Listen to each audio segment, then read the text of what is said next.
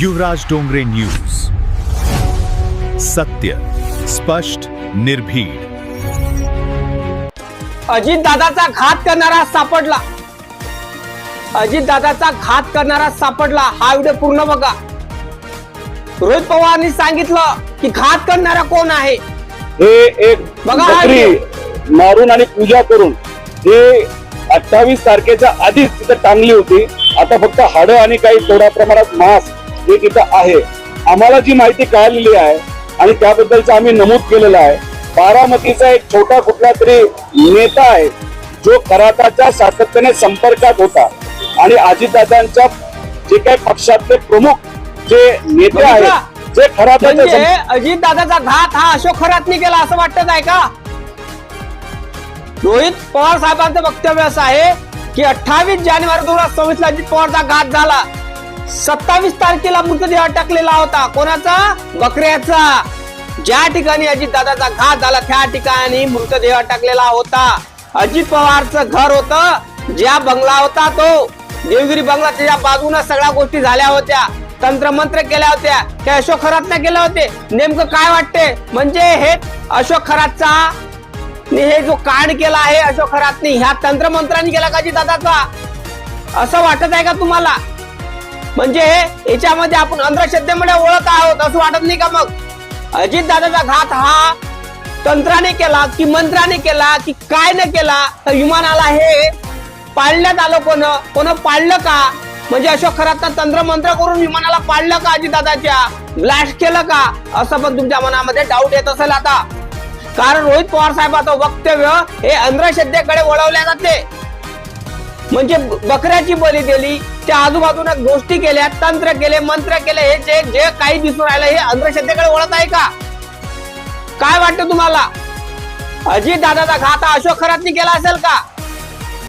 अजित दादाचा घात हा अशोक खरातने केला असेल का. VSR कंपनीच्या मालकाने सांगितलं असेल का अजित दादाचा घात कर म्हणून अशोक खरातला. काय नेमकं काय का लपवण्याचं कारस्थान चालू आहे. अजित दादाचा घात हा फक्त अंधश्रद्धेच्या कळे वळण्याचा प्रयत्न चालू आहे की अजितदादा घात करणारा सापडणारच नाही, असे प्रश्न निर्माण होऊन राहिले असेल मनामध्ये तुमच्या. कारण रोहित पवारचं वक्तव्य अशा पद्धतीचं आहे की ते म्हणत आहे की ज्या ठिकाणी अजित दादांचा घात झाला त्या ठिकाणी गोकुळ अटकलेला दिसला. त्या ठिकाणी काही वस्तू दिसल्या करताना, देवगिरीच्या बंगल्याच्या समोर काहीतरी वस्तू दिसल्या करताना हे असं वाटत असेल तुम्हाला तर आपण अंधश्रद्धेकडे वळत आहोत असं वाटत नाही काय. म्हणजे अजित दादाचा घात करणारा हा अशोक खरात होय असं वाटत नाही का तुम्हाला. मग अजित दादाचा घात करणारा हा अशोक खरात असेल, बरोबर नाही काय. घात करणारा अशोक खरात असेल अजित दादाचा. आणि हे सगळे कांड केले ना कारण अजूनही काहीतरी तुम्हालाही माहित आहे की अजित दादाच्या घाताच्या मागे अशोक खरातचा हात आहे. प्रचंड व्हिडिओ व्हायरल होऊन राहिलेले आहे सोशल मीडियावर. आणि तुम्हालाही माहित आहे की VSR कंपनीच्या मालकासंग अजित दादाचा तर जाऊ द्या, अशोक खरातचे सूत्र जुळलेले आहे. आणि अजित दादाचा घात ह्याच हरामखोर अशोक खरातने केलाय असं तुम्हाला वाटते का. रोहित पवारच्या म्हणण्यानुसार वाटते का तुम्हाला असं. कारण त्यांचा शक अशा पद्धतीने आहे, अंधश्रद्धेकडे वळून राहिलेला आहे. आणि तुम्हाला वाटते का अशोक खरातचा घात हा तंत्रमंत्राने झाला असेल. कारण अशोक खरातनं 5 ते 6 नंबर बळी दिले. आपण रोहित पवारच्या घोषवाक्यातून त्यांच्या पत्रकार परिषदेमधून पण ऐकलेलं आहे. काय वाटतं खरंच अशोक खरातनं घात केला असेल का अजित पवारचा. बस काही सगळे अफवाच आहे. घात करणारा अशोक खरात असेल का. कारण नेमकं काय आहे हे कांड उघड करणं हे गरजेचं आहे. पण हे कांड उघड तर होऊन राहिलं नाही, सगळं काय दबल्या चाललं आहे. अजित दादाचा घात असं वाटत आहे की झालाच नाही, अपघातच झाला असं वाटून राहिला. कारण सगळं हा अंधश्रद्धामध्ये ओढून राहिले. खरंच वाटते का तुम्हाला की अजित दादाचा घात हा तंत्रमंत्रांनी केला, अशोक खरातने केला. VSR कंपनीच्या मालकानंच अशोक खरातला करायला लावलं. कारण अशोक खरात तर म्हणतो मला तंत्रमंत्र येत नाही.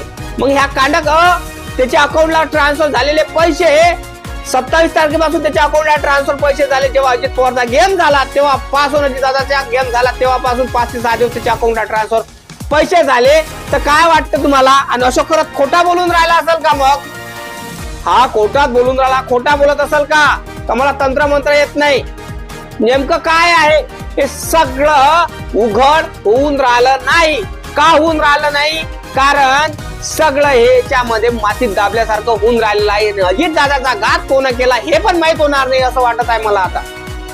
कारण घात करणारा जो व्यक्ती आहे हा अशोक खरात होय, की VSR कंपनीचा मालक होय, का बीजेपीतले कार्यकारी मंडळी होय, शिवसेनेतले होय, या काँग्रेसचे होय, कोण होय, का अजित पवारचा काका म्हणजे शरद पवार होय, सुनित्रा पवार होय, कोण केला हे मालूम नाही.